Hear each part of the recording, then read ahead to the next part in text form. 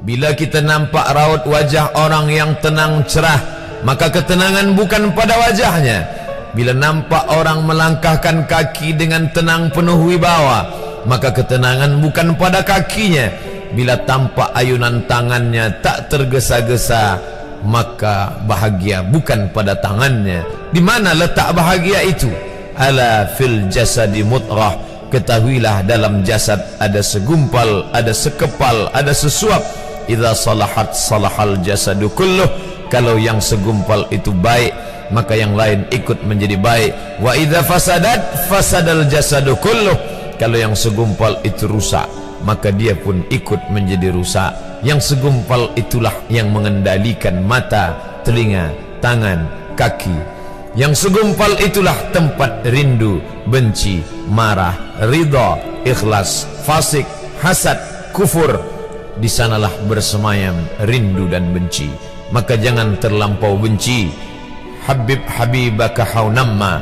Kalau kau sayang, sayanglah secukupnya sahaja. Karena boleh jadi hari ini kau sayang, besok berubah menjadi kebencian. Kalau kau benci, bencilah secukupnya sahaja. Boleh jadi esok pagi dia menjadi orang yang tersayang. Berapa banyak puan-puan berkata, siapa itu? Itulah orang yang dulu paling aku benci. Tapi hari ini masih ada juga benci, tapi tak banyak. Oleh sebab itu maka dijaga dia. Yauma la yanfa'u malun. Hari itu tak ada guna harta, wala banun, tak ada guna anak, illa man atallah, kecuali orang yang datang menghadap Allah biqalbin salim, dengan hati yang salim. Qal, qab, lam, ba, qallaba, berbolak-balik. Qallaba, tidak selamanya bahagia. Kadang pagi hati tenang, petang datang dia pun susah. Kadang pagi hati lapang, petang tiba dia pun gundah. Maka apa yang dapat menolong? Ala bizikrillah, ketahuilah dengan banyak menyebut mengingat Allah, tatma'innul qulub, maka hati akan menjadi lapang. Qalbul mu'min baina asabi'ir rahman, hati orang beriman berada di antara jari jemari kuasa Rahman. Kalau dia hendak, dia balikkan yang senang menjadi susah. Kalau dia berkehendak yang susah, dia balik menjadi lapang. Berapa banyak orang yang tampaknya mungkin kita kata dia susah, tapi dia masih boleh tersenyum. Sebaliknya orang yang menurut pandangan zahir kita cukup segala, makan, pakai, tapi tampaknya kesenangan tak pernah singgah. Apa sebab? Kerana hati milik Allah. Dia ada dalam diri kita, tapi dia bukan punya kita. Lillahi ma fis samawati wa ma fil ard. Apa di langit, apa di bumi, milik Allah. Balikkan kepada Allah. Dari Allah balik kepada Allah.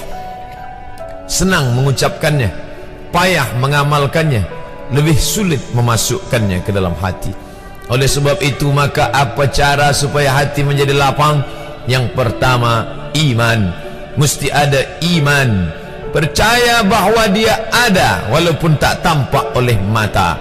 Dulu ada seorang filosof, dia berkata bahawa aku percaya dia ada bila boleh tampak oleh mata, disentuh tangan, didengar telinga. Tapi bila tidak dapat ditengok mata, dipandang mata, didengar telinga, disentuh tangan, maka dia tidak ada. Inilah orang-orang yang berfaham wujudiyah. Wujud ada, mikrofon ada, mimbar ada, orang ada, kerana aku boleh menatap dengan mata, mendengar suara dengan telinga, bersapa tangan dengan alat yang diciptakan Allah Subhanahu wa ta'ala. Tapi kita mengenal dia bukan kerana rupa. Bahkan bila kita pejam mata nampak berbagai macam rupa, itukah dia? Bukan. Walam yakul lahu kufuwan ahad. Bila kita pandang tengah malam tampak bermacam warna rupa, itukah dia? Ma khatara bibalik fallahu laisa kadzalik. Apa yang terlintas di hatimu, maka dia tidaklah seperti itu. Dia tak dapat dipandang dengan mata. La tudrikuhul absaru, dia tak dapat ditangkap mata. Wa huwa yudrikul absara, dialah yang dapat menatap mata. Jangankan dia, wajah kita pun kita tak boleh melihatnya. Siapa yang boleh melihat wajahnya? Sementara belum dijumpai cermin, belum pandai orang membuat cermin, orang tak tahu bentuk rupa wajahnya bagaimana. Sampai suatu hari dia dalam perjalanan panjang, dia tengok ada pohonan rindang, lalu kemudian dia berteduh di bawah pohon rindang, menghindar dari panas terik matahari. Di bawah pohon rindang ada kolam air. Maka saat dia akan mengambil minum dari air kolam, disitulah dia melihat wajahnya. Oh, begitu rupa wajah di dalam air kolam.